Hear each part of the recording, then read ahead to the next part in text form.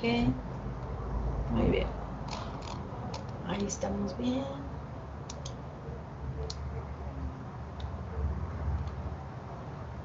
Y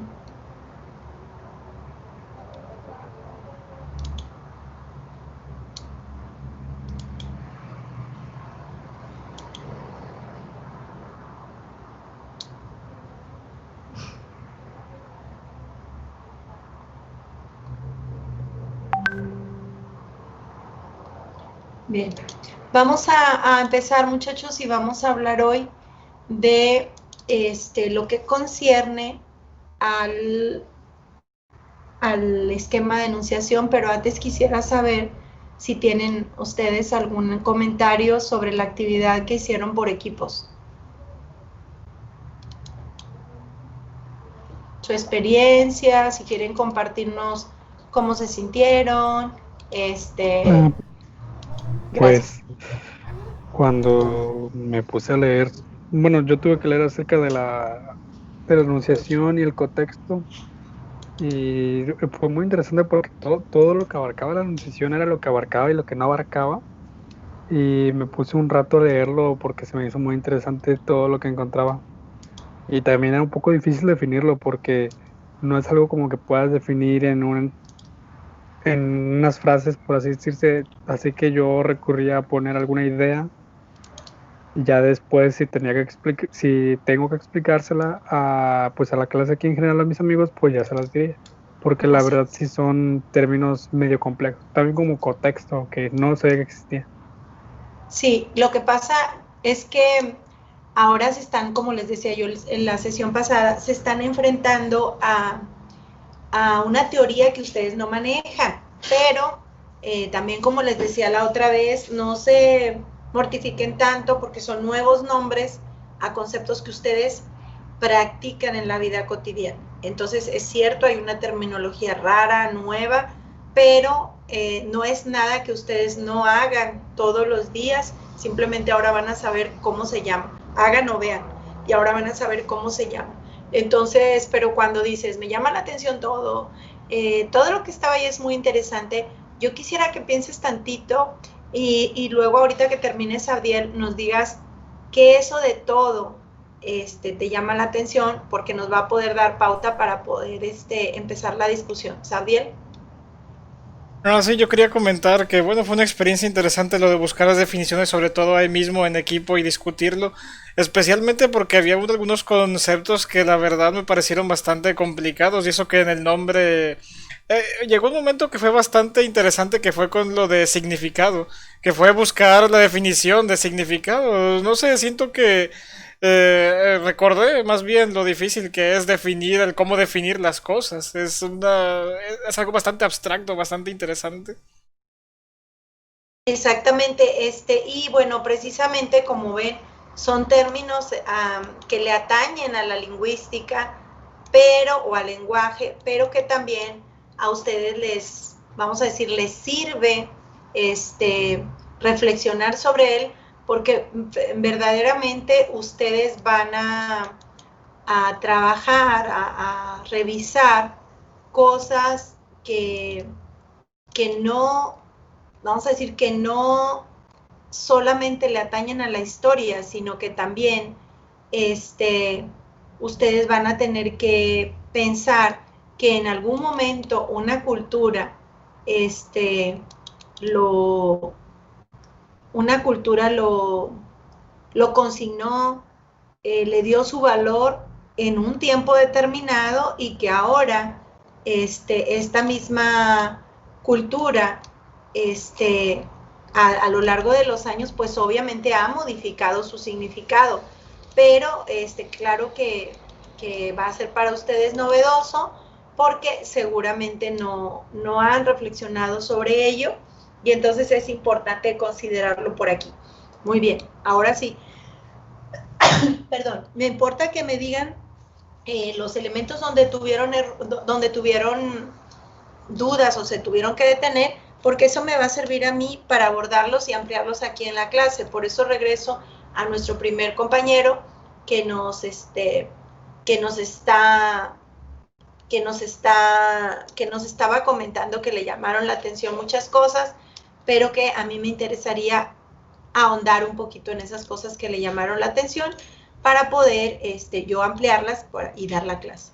Muchas gracias, Abdiel. A ver, aquí tengo yo, el significado del significado es el significado en sí mismo. Sí, ahorita les voy a definir el significado y les voy a definir empezando por el signo, ¿verdad? Porque el signo constituye el significado. Y también les voy a añadir por ahí ejemplos para que les quede claro. Entonces vamos a trabajar con significado y significación. ¿Qué otro término, muchachos, muchachas, les llamó la atención que quieran que retomemos para explicarlo en clase?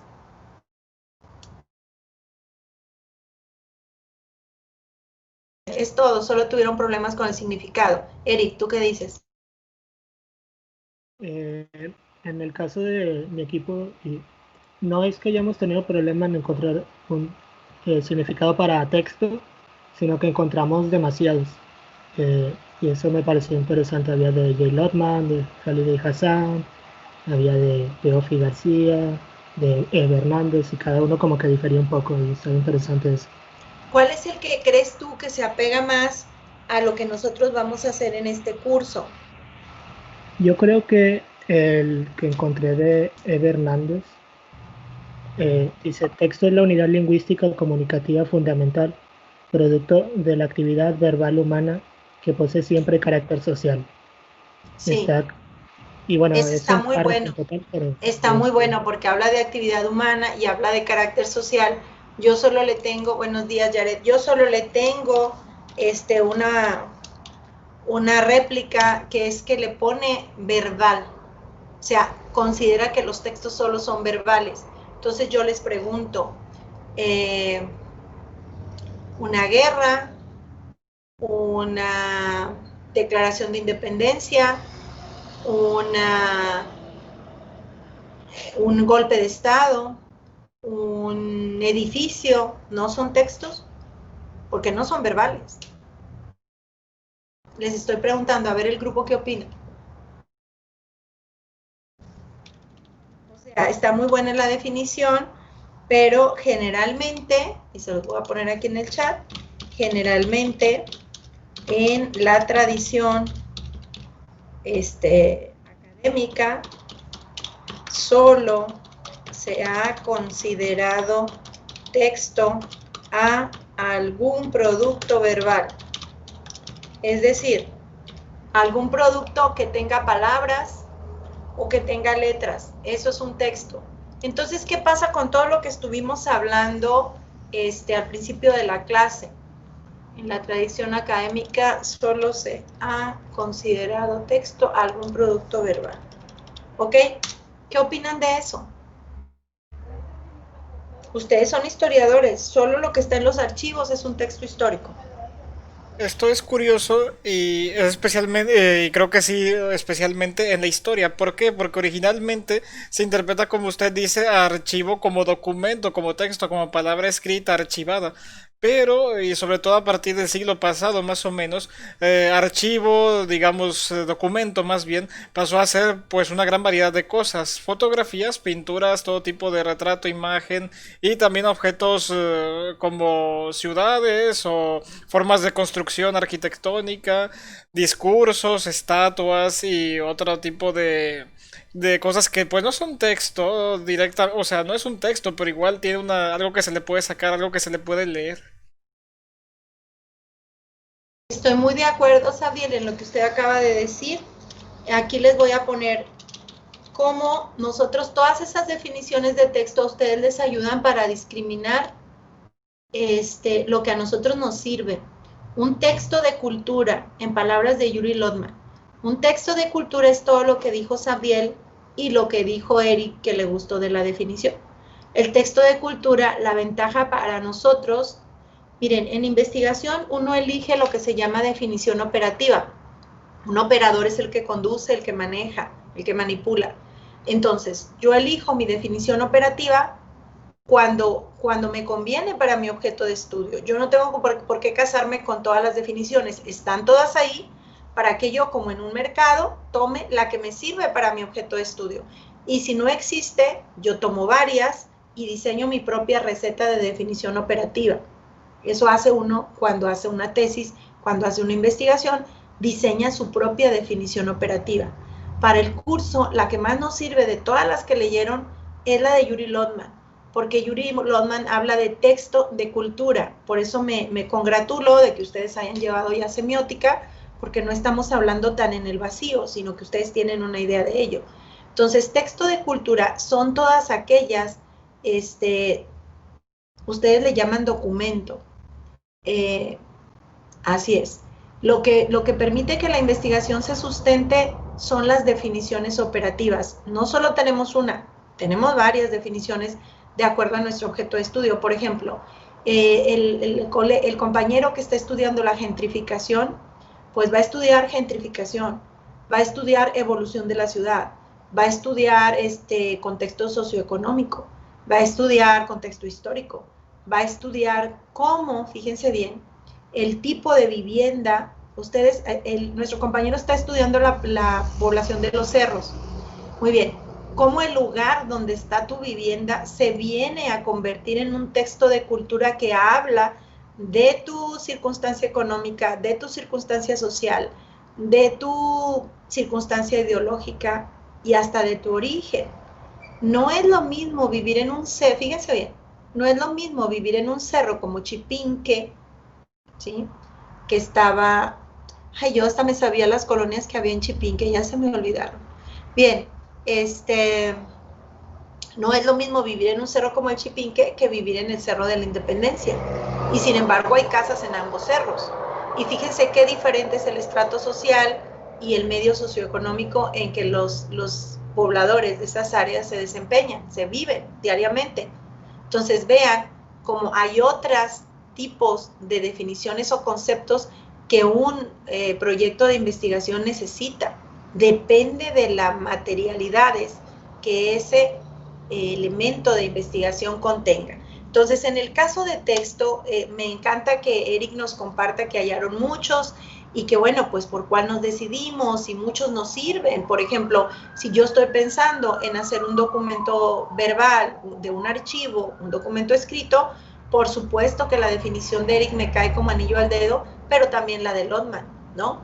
Porque el texto de cultura no solo, fíjense bien, la ventaja de la definición del texto de cultura de Lotman es que no solamente abarca lo verbal, sino que puede abarcar aspectos sociales, aspectos históricos, aspectos económicos, aspectos ideológicos y aspectos políticos. Fíjense bien, acabamos de decir que hay casas arriba de Chipinque y es un cerro.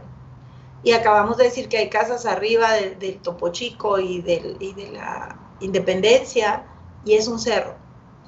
Y que la distancia socioeconómica y el estatus social son muy diversos, pero ambos son cerros. Allí están no solo elementos económicos, sociales, sino también ideológicos y obviamente políticos. Un lado de la ciudad considerado como marginal y otro lado de la ciudad no, ¿verdad? Y bueno, estamos hablando de realidades diferentes que conviven en una misma área geográfica. Por eso el texto, la definición de Lotman abarca otras definiciones que puede cobijar. Entonces, como tarea, revisar otra vez con detenimiento, aunque la terminología sea rara, revisar la definición de texto de cultura, porque ese nos va a servir mucho por aquí. Y es muy normal que a ustedes les suene, ¿qué es eso de significado y significante y significación? Eso es muy normal, ¿sí? Entonces, yo les voy a aclarar esos términos, pero quisiera saber, enseguida, por supuesto, pero quisiera saber si hay otras dudas sobre otros términos, sabiendo que vamos a seguir comentando texto de cultura y significado, significante y significación. Y estas tautologías, como las que nos pone por aquí nuestro compañero Ricardo, que encontró, el significado del significado es el significado en sí mismo, ¿verdad? Parece que estamos hablando de filosofía, pero no, vamos a discriminar qué quiere decir significado y todo, con ejemplos muy sencillos de su vida cotidiana. Sin embargo, quiero saber si hay otro término que les interese que se amplíe en este repaso de la lectura.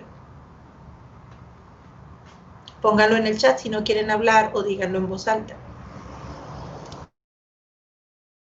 Sí, maestra, igual el término cotexto, porque, bueno, creo que sí nos causó un poco de conflicto, porque, bueno, como lo entendimos, tal vez podríamos decir que es una especie de contexto, pero en el ámbito lingüístico. Así es. Entonces, queremos ver si iba más por Está la muy rama bien, de... claro que sí, Emerson, es así. Ujú. El contexto, muchachos, es aquello que acompaña a otro texto. Por ejemplo, si yo estoy hablando de guerra, ustedes me van a decir, ¿guerra de qué? Yo necesito un texto, estoy hablando de guerra y ese es mi núcleo, pero ¿guerra de qué? Necesito texto a los lados para que ustedes me puedan, a ver, puedo decir, Emerson, háblame de la guerra. A ver, ¿de cuál guerra? Ah, pues de la guerra de los pasteles. Ah, de la guerra de los 10 años. Ah, de la guerra del Golfo. ¿Quién sabe? Ya cuando yo le pongo un texto a ese texto, es más fácil ubicarlo, darle sentido, explicarlo, hacerle contexto histórico, etc. Entonces aquí ya tenemos una diferenciación. Déjenme, les abro una diapositiva. Les tengo otra para enseñar el signo, pero les voy a abrir una diapositiva para explicarles este asunto de los términos, ¿no? Entonces le voy a poner aquí sobre el glosario y vamos a explicar el glosario. Primero, lo más fácil, vamos a decir que el texto nosotros necesitamos, se los voy a compartir, nosotros necesitamos pensar en que el texto en historia, ¿no? El texto en el ámbito de la historia. Les voy a decir por qué. Yo esta clase la he dado en letras y no tengo que hacer la clase como la estoy haciendo con ustedes. ¿Por qué? Porque en los de letras nos limitamos un poquito más porque es solo lenguaje. Y me puedo meter más en el lenguaje y menos, no menos, también tomamos en cuenta el contexto y todo, pero no es lo primordial. Para letras lo primordial es el lenguaje y para ustedes el lenguaje es un complemento, es un paso a través de, es un puente. Entonces, aquí cuando estemos hablando de textos en el ámbito de la historia, estamos hablando en textos de diferentes materialidades constituidos por distintas materialidades, ¿sí? Y esas materialidades son las que me van a llevar a distintas materialidades que determinan el enfoque sobre el objeto de estudio. Y aquí voy a tomar los ejemplos que hemos dicho antes en clase. Puede ser una edificación, puede ser documentos escritos, ¿no? Pueden ser pinturas, pueden ser películas, pueden ser tradiciones, fíjense qué difícil, tradiciones culturales. Por ejemplo, en la Escuela Nacional de Antropología e Historia, mi cuerpo académico tiene un vínculo de muchos años con el cuerpo académico de análisis del discurso y semiótica de la cultura de la ENA, de la Escuela Nacional de Antropología, y he sido lectora de tesis de algunos de los doctorandos.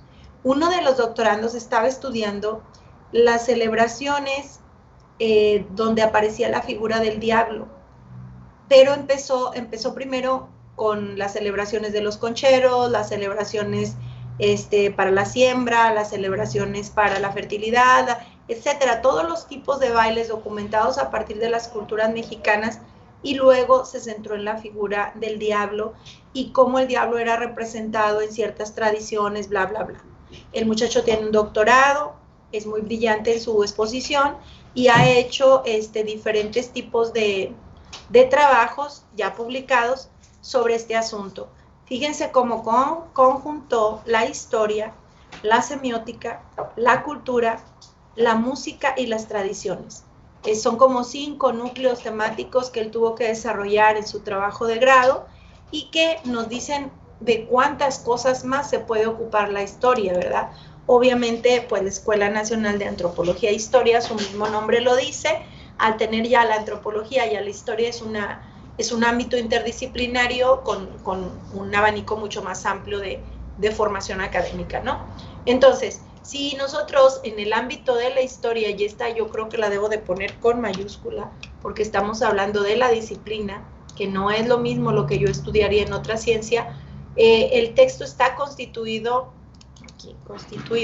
por distintas materialidades que determinan su enfoque, tanto si es una edificación, si es un documento escrito, si es pintura, si es una película, si está en las tradiciones culturales, vamos a ponerle culturales, si es del ámbito religioso, cultural. Si es del ámbito religioso. Me tocó presentar en esta, ¿qué más? Documento escrito, pintura, ámbito religioso, música. Les voy a dar un ejemplo. Me tocó presentar ahora en la Semana de la Diversidad Sexual, me tocó presentar un libro que habla el espectáculo de la violencia en tiempos globales, y hablaba de la violencia en la televisión, en el cine, en el porno, en los shows, en las películas, en los cómics, en los exvotos, muchachos, en estos milagros que ponen en las iglesias. Antropólogos se dedicaron a estudiar los exvotos y sus periodos constitutivos, y luego cómo representaban la violencia. Entonces hay muchas maneras de estudiar la historia, ¿no? Por ejemplo, creo que Moy su tesis fue algo sobre la religión en el norte de México, hasta donde me acuerdo, ¿no? Y Jacobo está centrado en el surgimiento del obrero, en esta región del norte, y varios periodos históricos, etc.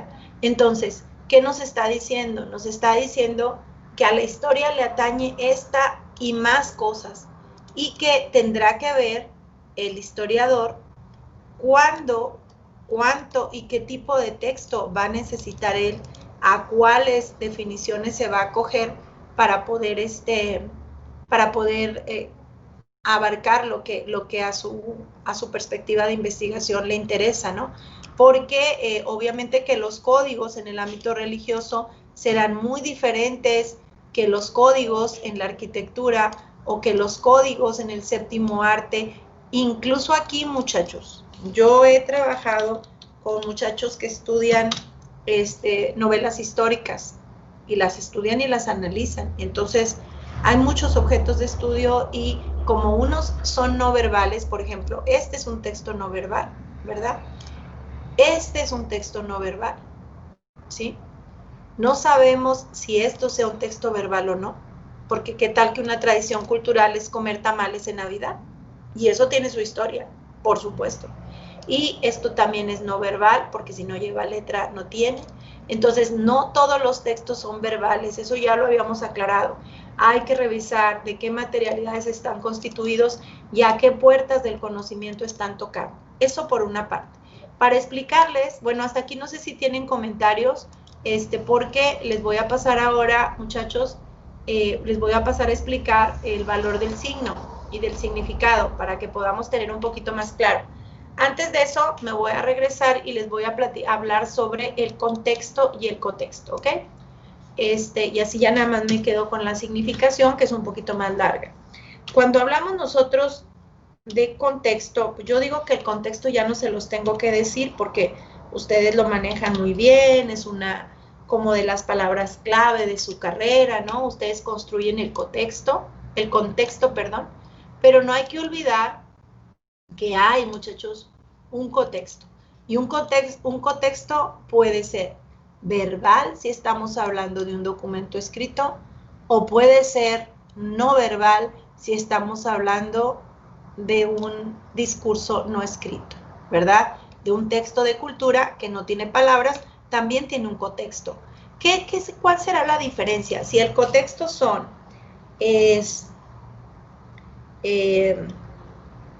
material, para no definirlo de la misma manera y que no se me enreden, Material textual que acompaña al núcleo de significado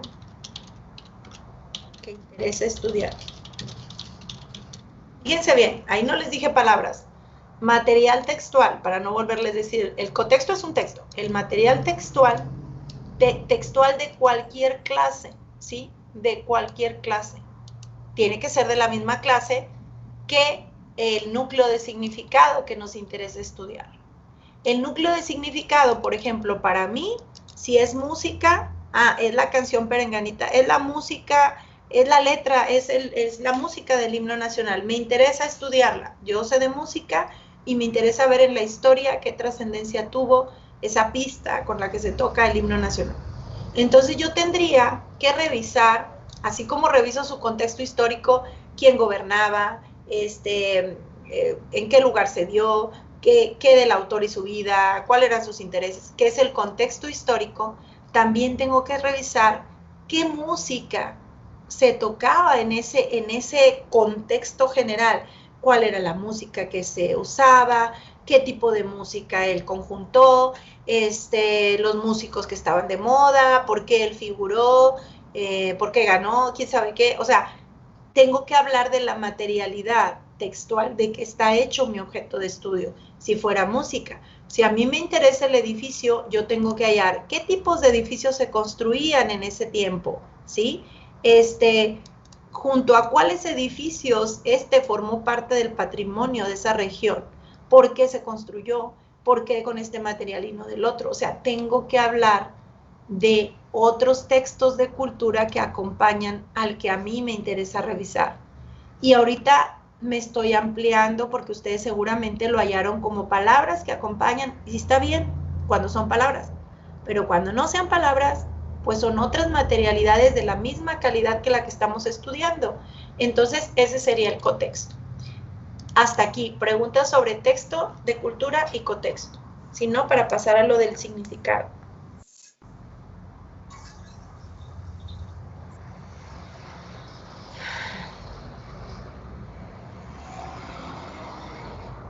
Díganme, ¿tienen preguntas?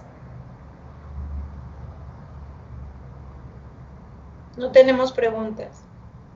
Ok, entonces vamos. Ok, gracias. Vamos a exponer entonces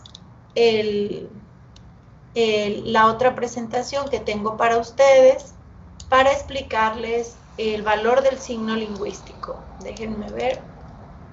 Aquí ya la tengo abierta. A ver si me lo... Aquí está. Bien. Les voy a mostrar un material que puede ayudarnos a comprender el signo lingüístico, ¿ok? Fíjense bien, cuando nosotros hablamos, estamos hablando de lingüístico, ¿no? No de cualquiera. Cuando nosotros hablamos, muchachos, transmitimos los signos en un acto de habla, ¿verdad? Tenemos, por ejemplo, que el hablante A está pensando en una silla y lo expresa. Está dicho de una manera muy simple. Nosotros no decimos, discúlpenme, es que está llegándome un mensaje y quiero poner esto en silencio porque no voy a desatenderlos a ustedes. Tengo que me disculpen y me pidan las cosas después. Ok. No los voy a atender porque estoy trabajando. Bien, entonces aquí tenemos tres procesos principales que componen la emisión de un acto de habla. Fíjense que estamos hablando que el habla es una acción. Esto todavía no se los enseño, pero me va a servir para enseñarles el signo, ¿no? Cuando yo hablo, emito una acción. Por ejemplo, ahorita yo estoy hablando y estoy explicando. Puedo que hable y les encargue tarea. Puedo que hable y esté humillando a la otra persona. Puede que hable y la esté elogiando. Puede que hable en un jurado y yo estoy confesando mi crimen. O puede que hable y estoy defendiendo. O puede que hable y estoy mintiendo. O puede que hable y estoy argumentando. Siempre que nosotros hablamos o emitimos alguna palabra, estamos llevando a cabo una acción. ¿verdad? Esto lo vamos a ver con detenimiento, pero ahorita me traje material de semántica para enseñarles el significado, que es lo que les está a ustedes preocupando. Bien, entonces esta transmisión de signos de un hablante a otro, por ejemplo, ahorita yo estoy hablando y ustedes están escuchando. Yo sería el hablante A y ustedes serían el hablante B, y aquí en lugar de silla estaría yo exponiendo los conceptos del glosario, ¿verdad? Hay 3 fases de este procedimiento. Uno es la fase psíquica, ¿verdad? El proceso psíquico, que desencadena una imagen acústica en mi cabeza. Yo estoy pensando con qué les voy a explicar texto, por ejemplo. Y luego hay una fase fisiológica, un proceso fisiológico donde el cerebro transmite a los órganos fonadores un impulso, unos sonidos que se relacionan con lo que yo estoy pensando. Por ejemplo, yo les puse en la diapositiva edificios, música, eso era lo que yo estaba pensando. Y como yo sé hablar, le doy a cada imagen que llega a mi cerebro los sonidos, le atribuyo los sonidos, las palabras que a ustedes les van a proyectar, les van a dar a conocer qué tengo adentro de la cabeza, ¿no? Ese es el vínculo del proceso psíquico con el fisiológico. Y luego viene el proceso físico, cuando se lleva a cabo, cuando se pone en escena, cuando se da a conocer a sus oídos lo que yo traía en mi cabeza. Dice aquí, las ondas sonoras se propagan de A a B, es decir, de la boca del hablante al oído del receptor, que es como está pasando ahorita este procedimiento entre nosotros. ¿Qué le está transmitiendo a B? ¿Qué transmito yo a ustedes? Les transmito significados. ¿A partir de qué? A partir de sonidos, de mis órganos fonadores. Si yo fuera muda, yo no usaría los órganos fonadores. ¿Qué usaría, muchachos? Exacto, usaría las manos y tendría que aprender lenguaje de señas para dárselos a ustedes. Yo tuve una tesista de maestría, ahora ya terminó el doctorado. Ella estaba en letras, entró acá a la maestría, yo ya la conocí en la maestría y por un problema en una operación, le hicieron mal una operación, tenía un problema de la vista no grave, se solucionaba con lentes, pero le hicieron mal una operación y ella perdió la vista por completo y solo veía sombras. Entonces venía, tenía un programa específico en la computadora y tomaba sus clases. La tesis que ella hizo fue sobre el trabajo que ella desempeñaba en la Prepa 1 para chicos especiales sordos. Ella era ciega y ellos eran sordos. Entonces ella les enseñaba español, estaba en la clase de español. ¿Qué tuvo que hacer ella? Enseñar a sus alumnos primero el lenguaje de señas a los que no lo sabían, porque hay sordos oralizados y hay sordos no oralizados. Los no oralizados no hablan nada. Los oralizados imitan las curvas melódicas y se les puede entender algo, pero no oyen. Entonces les enseñó lenguaje de señas y se comunicaban con lenguaje de señas, ¿verdad? Ella no los veía a ellos, pero les tocaba las manos y sabía qué estaban diciendo. Fíjense cómo el mismo procedimiento se llevó a cabo por otros medios que no son los fonadores, sino las manos. Entonces, esa es la primera fase que hay que conocer para saber el asunto de bien. Y luego dice de la transmisión del sentido. Dice aquí, B, escucha una imagen acústica, o sea, una palabra, unos sonidos de palabra que le recuerdan un sonido. El sonido va a su mente y va a ser reconocido y conectado con el concepto. Es decir, este mismo procedimiento, él creó la imagen, le dio un nombre, la llevó a sus órganos y se la proyectó. Él escucha, lo manda al cerebro, lo interpreta y entiende, aunque no conteste o aunque sí conteste. Si él contesta, el cuadro se voltea y uno hace lo que hace el otro. Si no contesta, como quiera se llevó a cabo el acto de comunicación. Por ejemplo, cuando ustedes están frente a un televisor, ustedes no le pueden contestar al locutor ni a la persona que está hablando. ¿Cómo será manifiesta la respuesta que ustedes le dan a un televisor o a la película o al libro que están leyendo? ¿Cómo responden ustedes si es que ese es un proceso de comunicación o no es un proceso de comunicación? Pregunta.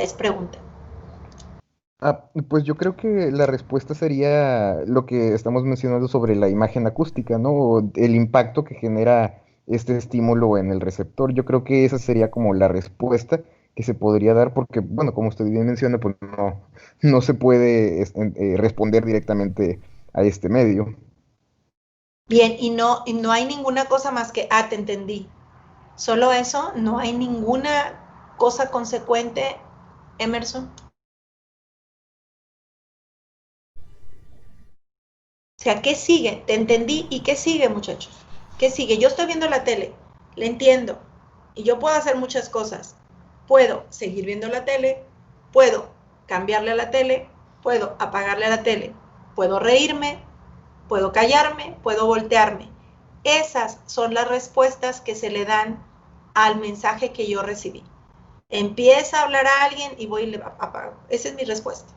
O empieza a hablar a alguien y me siento, me acomodo a escuchar. Esa es mi respuesta. O empieza a hablar a alguien y me río o lo critico con otra persona que está conmigo. Esa es mi respuesta. O lo ignoro, empieza a hablar y yo me voy caminando. O sea, siempre hay una respuesta a un evento de comunicación, por eso se llama comunicación, porque es de dos. Aunque la respuesta no sea en el misma materialidad que la recibí. Por ejemplo, le está diciendo palabras a B, pero B puede no contestarle, porque no quiere, porque no puede, porque no le interesa. Y como quiera, si no le contesta porque no quiere, esa es una respuesta.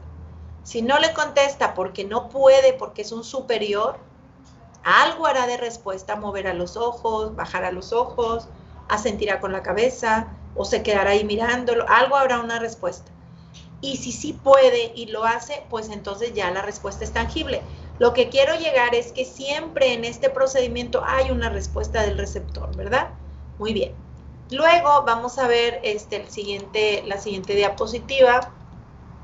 Dice aquí, de manera contraria, lo que yo les decía, B envía a los órganos de la fonación, lo interpreta, lo manda a sus órganos fonadores con un concepto que le va a responder, ¿verdad? Dice, la onda sonora se desplaza al oído de A, conectando esa imagen con un nuevo concepto. O sea, lo que había hecho, ahora lo hace y hace el procedimiento. Y así, indefinidamente, por ejemplo, nosotros en estas horas que tenemos de clase, ustedes hablan, yo escucho, lo proceso, respondo, les envío, ustedes contestan, bla, bla, bla, bla, bla, bla. Aquí mediados por una pantalla, ¿no? Pero ahí es cara a cara como solíamos hacerlo nosotros en las clases presenciales. Entonces es un proceso reversible, continuo, muy continuo o discontinuo, porque puede estar viendo en la tele a otro, no lo escucha, pero como quiera le responde. Y como quiera el proceso de la comunicación continúa, aunque sea diferido. ¿Qué es lo que pasa, por ejemplo, con los videos? Vamos a decir que a ustedes les interesa analizar un video, el video del discurso de Martin Luther King. Pues ustedes reaccionan escogiendo el video, esa es una respuesta ya. Pero cuando él está hablando, ustedes no le van a contestar y sin embargo mueve algo en ustedes que los lleva a detener, a tomar esa secuencia, a no sé qué. Esa es su respuesta a ese discurso, muchachos. Luego, el signo lingüístico no es tan ingenuo. El signo lingüístico es arbitrario. ¿Qué significa arbitrario, muchachos? Aquí dice abajo, hecho por convención. Algo porque conviene, no es natural, es un acuerdo. Lo arbitrario también puede ser impuesto. A veces oímos en la tele, fue una invasión arbitraria. O el árbitro, acuérdense, el árbitro del fútbol que juzga y que determina que sí y que no. Entonces, lo arbitrario es una convención o es algo que las reglas imponen, ¿verdad? Y entonces el signo lingüístico tiene que tener reglas para que nos podamos comunicar y pueda haber traducción entre unos sujetos y otros. El padre del estudio del lenguaje es Ferdinand de Saussure y es un francés que en los años 50 postula esta teoría del signo y que ha servido para conocer nuestro sistema de comunicación. Dice, el signo lingüístico es arbitrario, ya que el lazo que une al significado con el significante, ahí tenemos otras palabras, esas se me van a ir a la otra diapositiva, les voy a poner también sobre el glosario, pero ahora voy a empezar a explicarles significa, abajo significa, me regreso al anterior, ¿Sí la están viendo, la de arbitrariedad? Sí, profe. Gracias, muy amables, gracias. Bueno, dice que el signo lingüístico es arbitrario porque significado y significante no están vinculados por un lazo natural, es un lazo creado. Dicha unión nace sin ningún motivo, se hace por convención de la masa hablante, como un acuerdo tácito. Fíjense bien. Cada lengua usa para un mismo significado un significante distinto. Por ejemplo, en español es casa, pero en otras lenguas es house, o es mason, o es house, o es etcétera, ¿verdad? Quiere decir que cada lengua escoge qué significante le da a las entidades de la realidad que constituyen el significado. El significado de esta palabra es casa, pero también de esta palabra representa una casa, esta representa una casa y esta representa una casa, ¿verdad? Entonces, ¿de qué estamos hablando? Que el significado es lo que es la realidad, muchachos, y el significante es lo que es arbitrario, que es por convención y que es atribuido, ¿sí? Y ahí tenemos la evidencia. Entonces, quiere decir, ¿cuál es el significado de casa? Ah, pues casa es un lugar que sirve para vivir y que quién sabe, ese es el significado. Y ese significado será el mismo, no importa sus significantes, sus representaciones en otras lenguas o de otra manera. Porque a lo mejor si yo pongo favela, ¿verdad? En Brasil hay una palabra que se llama casa y otra que se llama favela, y ustedes saben la diferencia entre casa y favela. Nosotros, por ejemplo, podemos entender la diferencia entre casa y mansión, ¿verdad? O entre casa y choza, etc. Bien, hasta aquí. Preguntas entre significado y significante, por favor.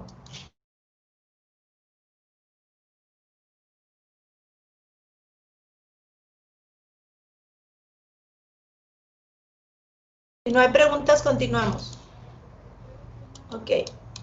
Ahora, el significante, las palabras que representan la realidad, son lineales, ¿verdad? El significante, las palabras, tienen una naturaleza auditiva, se desenvuelve en el tiempo y toma sus características. Representa una extensión medible en una sola dimensión lineal. Por ejemplo, casa, están los sonidos unos tras otros para poder constituir la palabra. Y los elementos que constituyen este significante o palabra, que representa la realidad, se hallan ordenados uno tras otros en una cadena, que se llama la oración. Por ejemplo, el perro juega con la pelota es una oración, y tenemos varios significantes unidos. El, que significa algo de género masculino, perro, que significa un animal masculino, juega, que significa una acción, con, que significa un complemento de objeto, y la pelota, que significa un objeto. La suma de todos los significantes, como están aquí, me da un sentido, un significado más amplio que el de la pura palabra o del puro, de un solo elemento, ¿no? Entonces son acumulables linealmente, se ordenan linealmente, son auditivos y también son gráficos, en este caso, los significantes. Ahora, los significantes en su linealidad pueden tener dos aspectos. El aspecto oral, las palabras pueden ser pronunciadas solamente y estamos hablando de un fenómeno temporal porque el tiempo que se pronuncian las palabras puede pasar. Pero también son representadas de manera escrita y se da una sucesión de elementos y entonces constituye un fenómeno espacial, así como estamos viendo, y ahí ocupan espacio y representan el tiempo, que es lo que ustedes hacen cuando estudian sus documentos. Entonces, el significante o palabra que representa la realidad se puede manifestar tanto oralmente como de manera escrita. Son las palabras con las que constituimos nuestros mensajes, ¿no? Y el significante no es inmutable, en cierta manera es permanente. Por ejemplo, Cuando ustedes leen los documentos escritos de los archivos, puede que ustedes hallen, lo estaba viendo yo ayer con Historia del Español, déjenme ver si les encuentro el material que ayer le presenté a los muchachos, porque yo doy una clase los lunes que se llama Historia del Español. Y aquí les puedo abrir la carpeta de ayer y les estaba, ok, bueno, no porque no lo van a, se me hace difícil, pero tengo aquí en el uso de X, no, tampoco, ok, por ejemplo, les ponía yo un ejercicio, les puse a los muchachos un ejercicio que por ejemplo yo les ponía, les voy a poner a ustedes en el chat, no va a salir para ponérselos en el chat, les ponía yo por ejemplo, cuando nosotros vamos a un ejido o a un lugar rural, la gente dice truje, vide, ancina, merced, ok. Por ejemplo, en Galeana, Nuevo León, apenas ibas a decir eso, te lo gané. En Galeana, Nuevo León, que es donde yo estuve trabajando, la gente dice, le truje de comer, vide que venía un mueble, ancina como usted me dijo, y dile tu merced niño es dile tu nombre.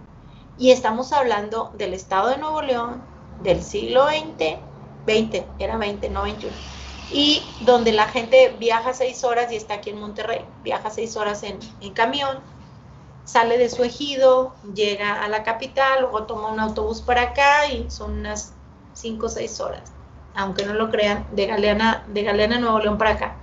Y la gente habla con modelos lingüísticos que se usaron en el siglo XV, a lo que te truje chencha era.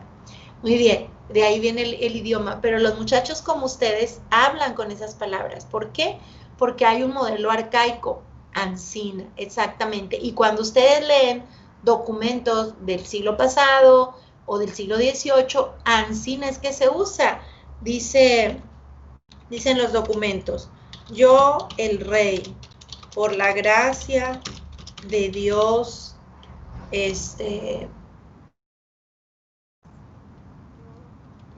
veces el rey viene con doble R. Yo di filología muchos años en letras, como 10 años, por la gracia de Dios, duque de Jaén, etcétera, y empieza a decir todo lo que, duque de donde ustedes quieran, dice todos, dice jefe de la guardia, etcétera, Jaén, y luego pone, vide los actos que cometieron, por ejemplo, dice así, yo el rey, por la gracia de Dios, duque de Jaén, vide los actos que cometieron. Fíjense cómo el vide está en documentos del siglo XVI, todavía del siglo XVII, dice truje, ancina. Del 17, estamos en el 21 y en los ejidos se sigue hablando de la misma manera. ¿Qué ocurre? Pues ocurre lo que estamos diciendo aquí en la diapositiva, que hay una parte de conservación de las palabras que solo se modifican, ¿verdad? Y que es permanente para que podamos seguir comunicándonos. Si el lenguaje cambiara demasiado, no nos entendería. Dice, cuando la comunidad impone el uso de un signo lingüístico en un momento determinado de la evaluación de la lengua, no acepta innovación ni modificación de un signo. Es como el caso de la conquista, muchachos. Llegan los españoles, nuestros pueblos prehispánicos hablan purépecha, hablan maya, hablan náhuatl, hablan otomí, hablan huichol, y sin embargo se les impone el castellano. Ese modelo de castellano no va a aceptar innovación ni modificación de un signo, porque además de ser un signo de poder, pues no los puede aceptar porque luego los mismos que lo impusieron no van a entender, ¿verdad? Cuando empiecen a filtrarse elementos indígenas o algo, pues el que lo impuso no lo va a entender. Las palabras son también, muchachos, productos heredados de la época de donde proceden. y tienen un carácter arbitrario. Los signos son innumerables, entonces no pueden ser reemplazados. Y llegamos a la mutabilidad. El signo es parcialmente mutable, ya lo habíamos dicho. Las palabras son parcialmente mutables, sufren cambios o evoluciones en el tiempo, y el tiempo asegura la continuidad de la lengua porque se crean y se cambian los signos. Y entonces hay una llamada alteración, dice el signo cambia porque continúa, y nos pone el ejemplo del signo de la televisión. La televisión sigue siendo televisión aunque su apariencia no sea la misma. Eso pasa también con las palabras siguen siendo palabras y siguen significando lo mismo aunque con variantes. Por ejemplo, esta televisión pues solo transmitía la señal desde una antena, tenía el control manual. Esta tiene control digital, no necesita la antena porque ya hasta se conecta al internet. Vean como ni siquiera se ven los botones, y aquí tenía todo, incluso atrás tenía una caja enorme, y sigue representando lo mismo con mejoras o con variantes. Así es la mutabilidad de las palabras, ¿verdad? Luego tenemos un fenómeno que les atañe mucho a ustedes, que es la sincronía. La sincronía es el estudio horizontal y descriptivo de la lengua. Bueno, no de la lengua, de cualquier elemento. Considera el aquí y el ahora, ¿sí? Si yo digo, voy a hacer un estudio sincrónico de las construcciones de la ciudad de Monterrey, quiere decir en este momento, ¿verdad? Pero acuérdense, lo sincrónico no tiene valor si no lo vinculamos con su historia, con lo diacrónico, para saber por qué surge lo que está ahora. Es decir, un estudio sin historia, sin antecedentes, no vale la pena. ¿A quién le importa saber lo que está hoy si lo estoy mirando? Tengo que darle una interpretación vinculándola con su pasado, pero tengo que partir, por ejemplo, como dice aquí, de un estudio horizontal y descriptivo. Dice, considera el estado de una lengua, aquí está aplicado a la lengua, pero se aplica a cualquier cosa. Considera el estado de una lengua en un momento dado sin tener en cuenta el factor temporal. Son ejes de simultaneidades, de relaciones entre los elementos coexistentes en un momento dado, y nos pone ejemplos, fíjense bien, ejemplos del español en diferentes siglos. Por ejemplo, en el Cantar de mi Cid del siglo XIII, dice, ya doña Jimena, la mi mujer, tan cumplida como a la mi alma yo tanto vos quería. ¿Qué dirá allí en el Cantar de mi Cid? A ver, un compañero que nos quiera explicar qué entendió del primer cuadrito. Compañero o compañera, por favor.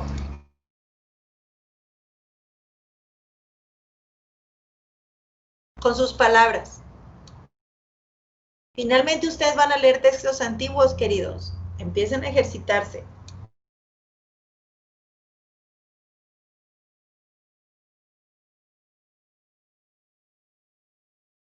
No le entienden nada absolutamente. Bueno, podría ser algo así más o menos como la doña Jimena, que es que deja en claro que es su mujer y es tan cumplida como él, o sea, con su alma que tanto la quieren. Algo Así así. es.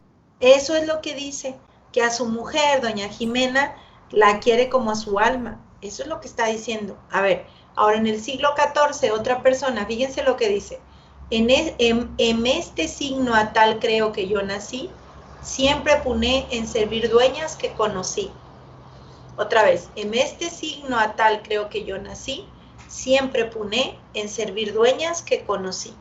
¿A qué se refiere este texto del libro de Buen Amor del siglo XIV? ¿Que él entiende? ¿Otra persona que no sea bien?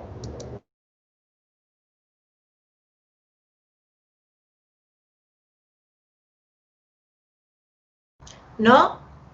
Dice que cree que nació. Perdón, sí. A ver. Bueno, Elías levantó la mano mejor que él. Ya Bueno, dilo, tú el que dilo, sigue. adelante. Y tú el que sigue. A ver, ¿quién maestra, perdón? El segundo cuadrito Tú. donde dice el libro de Buen Amor. Ok. Yo entiendo, no sé, espero no estoy mal, como que nació como alguna especie de estado de clase social que sirve pues a distintas dueñas. Porque Así dice en es. este signo, en esta situación, pues. Así es. Es que está hablando de un sirviente.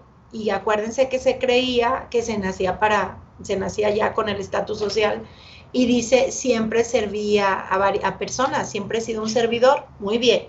Ahora, Don Quijote de la Mancha, siglo XVI, 2 siglos después. A ver quién lo quiere leer y nos dice que él entiende. Pues yo quiero leerlo. Gracias. Porque has de saber que en nuestro estilo de caballería es gran honra tener una dama. ¿Está? Pues, ¿Qué tuviste que traducir? A ver, dinos. ¿eh? O sea, Pues, ¿tuviste que traducirlo si le entiendes? no lo entiendo correctamente, solo a lo mejor el orden de las palabras no es como se usa actualmente.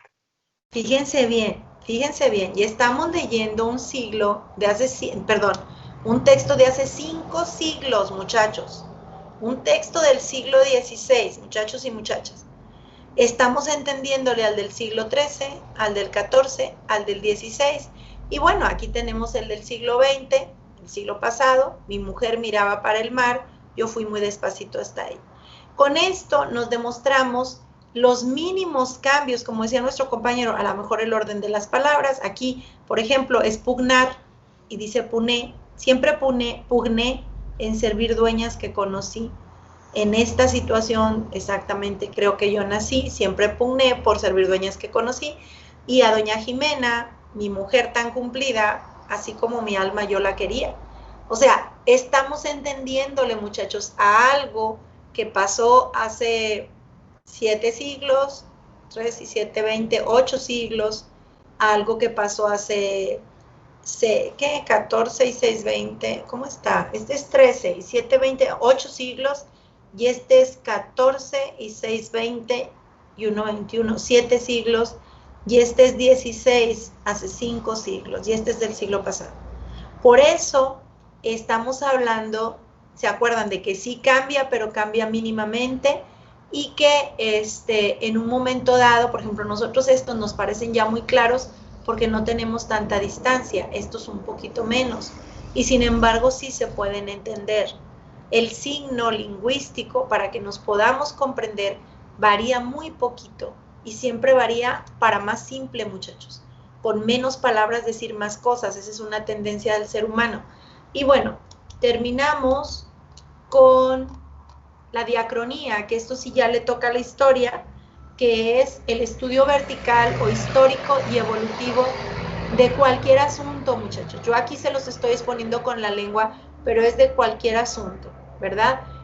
Yo puedo estudiarlo en un momento sincrónico o puedo estudiarlo desde el punto de vista diacrónico, viendo la evolución hasta llegar a la sincronía. Creo yo que el trabajo del historiador es muy loable porque hacen ambas cosas. Estudian algo aquí y ahora y hacen la reconstrucción del camino diacrónico, ¿verdad? Algo en el punto de vista sincrónico y construyen el diacrónico. Y aquí, bueno, pues dice que atenderá a los cambios que se suceden en la lengua y a las distintas maneras en que se presenta un elemento a través del tiempo, y nos da un ejemplo con la palabra hecho. La palabra hecho, estos son sus ancestros, estos son sus periodos de evolución. Vean, primero en latín culto se decía factum, y luego cuando vinieron los árabes se decía faito, y luego feito, y luego fecho, y luego hecho. En portugués todavía se escribe feito y suena fecho. En portugués en Brasil y en Portugal están aquí. No lo llevaron hasta la vulgarización como nosotros, ¿verdad? Pero acuérdense también que a los brasileños los conquistan los portugueses, entonces claro que se mantiene la forma más pura del latín. El portugués se parece mucho al latín, y nosotros no, nos conquistan los españoles que traen el castellano, y nosotros ya la F la volvimos H, muda, y lo pronunciamos como ch. Feito es fecho y luego es hecho. Entonces, así como evoluciona la historia, muchachos, los objetos, los edificios, así evoluciona la lengua. Pero ya hablamos de cómo el significado se crea y se cambia y se mantiene, mantiene algunos elementos para que pueda ser decodificado. En la otra diapositiva que estamos trabajando, hay una mano levantada. A ver, Miguel, ¿qué quieres decir? A ver, dice, primero leo lo de Yared y luego hablas tú. Dice, creo que algo que tiene que ver es que en el siglo XVI Exactamente, nace como tal la lengua española castellana y uno de los libros es la que lo estrena, exactamente. Anteriormente recordemos que España era un conjunto de reinos autónomos con sus lenguas previas al español. Yo te voy a añadir algo. Recuerden que España fue invadida por visigodos, fenicios, romanos y árabes. Entonces, estas invasiones van creando unos dialectos que se llaman lenguas romances, y entre ellas está el inglés, lo pongo porque pues somos muy vecinos nosotros de Estados Unidos, el portugués, porque estamos hablando de la hora, y todos estos idiomas y lenguas que se hablan en América se deben a las invasiones guerreras de los pueblos que allí hemos escrito. Entonces tampoco el español, el castellano, por ejemplo, es resultado de que Castilla impone la norma en toda la península, y los que vienen con nosotros mastican el castellano, pero no son gente culta, son gente que no tiene nada que perder, gente que sacaron de la prisión, gente que viene a hacer aquí su vida. Eso se debe también a que nosotros hayamos, a que hayan aceptado mucho más rápido la vulgarización del idioma. Miguel, ¿qué querías decir? Nada más comentar así rápidamente que en cierta forma esto que mencionaba del hecho del lenguaje prevalece en algunos casos. Por ejemplo, sobre todo resaltarlo en latín, ha prevalecido y sigue en el idioma como los aforismos, facto, ipso facto, en el hecho, en el acto. Era todo, está muteado, maestro. Sí, fíjense cómo no desaparece. Agradezco mucho a Miguel porque, a ver, cuando nosotros estamos hablando, hay un cultismo que usamos que decimos de facto o ipso. Fíjense, ipso facto es una locución latina. Ipso facto dice en el mismo momento, ¿verdad? Pero ipso es y facto es hecho, hecho. Y nosotros lo decimos de otra manera. Todavía sobreviven, muchachos. Yo cuando doy historia del español, créanme, hay palabras que están así desde que se crearon. Por ejemplo, amar viene el verbo amar y queda en amar, ¿sí? Ahí está. Ese no ha cambiado, se le quitó la E y se sigue usando igual. O sea, hay palabras que la cultura mantiene en su forma original, y creo que se deben también al valor cultural que tienen para las personas que lo usan. Fíjense que hoy vamos a terminar la clase aquí porque vamos a seguir comentando el glosario. Ya no va a ser trabajo de ustedes, sino va a ser trabajo mío, seguir comentando el glosario que ustedes añadieron, pero ustedes van a tener de tarea para la siguiente sesión que nos veamos, leer sobre texto de cultura de Yuri London. Y yo voy a seguir trabajando para explicarles la diferencia. Ahorita vimos el signo y vimos la transmisión del signo, pero y vimos que cambian los significados, pero les quiero separar significado de significante y les quiero agregar sentido para que entiendan de una vez por qué nosotros, algo que ya tiene un sentido, como un documento archivado, como un edificio construido, como un hecho, vamos a hablar, como el Tlatelolco 68, ¿por qué lo tenemos que reinterpretar si ya tienen un significado? Pues porque les tenemos que dar un sentido. No se angustien porque es mi trabajo. Vamos a hablar entonces texto de cultura, ustedes lo leen y yo voy a trabajar todavía, porque no ha quedado como yo quiero, sobre significado, significante y sentido. Sin embargo, creo que ya empezamos a tocar esos núcleos en los que nos vamos a detener tantito porque es lo lingüístico, y para que ustedes puedan construir lo que sigue ahora, que es el planteamiento de la investigación que van a realizar desde este glosario que acabamos de compartir. El glosario nos va a servir para cobijar nuestro objeto de estudio, tanto desde el punto de vista histórico como lingüístico, ¿ok? Entonces, como nos vamos a ver pasado mañana, según yo entiendo aquí, tengo mi horario, que nos vemos el jueves, pues entonces les dejo que lean sobre texto de cultura. Dígame, Sabdiel, ¿qué quiere usted decir? ¿Tenemos que subir el glosario a Teams? Todavía no lo tienen que subir a Teams, porque yo quisiera que si algo de la clase les sirve para que ustedes le anoten ahí a sus definiciones. Mire, las definiciones son muy útiles, y las podemos citar con referencia, pero no nos sirven de nada si no las comprendemos para adaptarlas a nuestro trabajo. Si ustedes quieren añadir notas al glosario, que les recuerden a qué se refieren cuando hablan de historia, son libres de agregarlo, y si no, pues déjenlo así. Pero también no se los estoy pidiendo que lo suban todavía, porque si no le pusieron atención a texto de cultura, pues quiero que lo atiendan cuando definan texto, porque ese es el que vamos a usar, ¿me entienden? Entonces, ahí está el trabajo, yo entré a ver el trabajo de los equipos, pero necesitamos discutirlo, no basta con entregarlo, tenemos que comprender los términos que ahí investigamos. Ustedes ya hicieron su parte buscándolos, ahora me toca a mí, en donde ustedes tengan dudas, traerlo a clase y ampliarlo.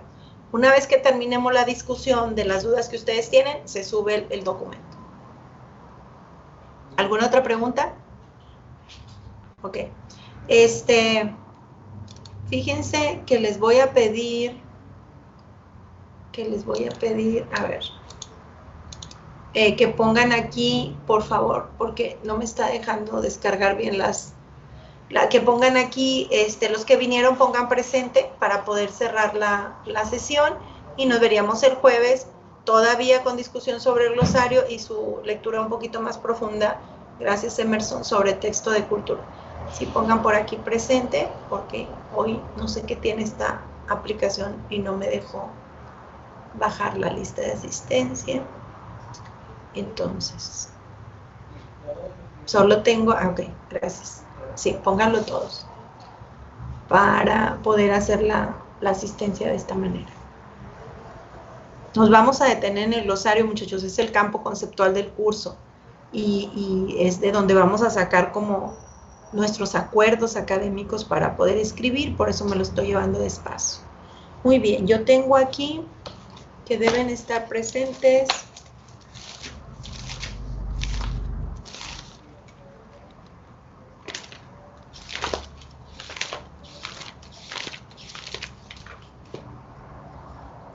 $23 personas. Vamos a ver cuántas están. 3, 4, 5, 6.